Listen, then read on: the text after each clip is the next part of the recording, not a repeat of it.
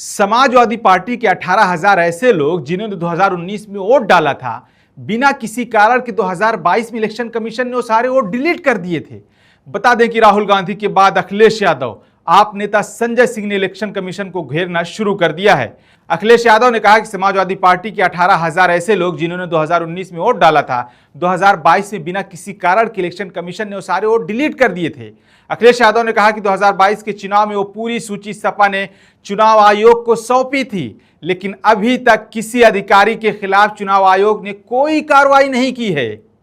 Samajwadi party ने 18,000 ऐसे vote जिन्होंने 2019 में वोट डाला था, बिना किसी कारण के वो वहीं पर थे, उनको डिलीटेड में शामिल कर दिया था। 2022 के चुनाव में वो पूरी सूची समाजवादी पार्टी ने दी थी।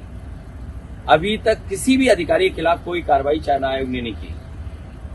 वो 18,000 के वोटर लिस्ट जो डिलीटेड हुए थे, जानबूझ करके बीजेपी के सारे पे किए गए थे, उसकी सूची दोबारा हम लोग चुनाव आयोग को भेज देंगे।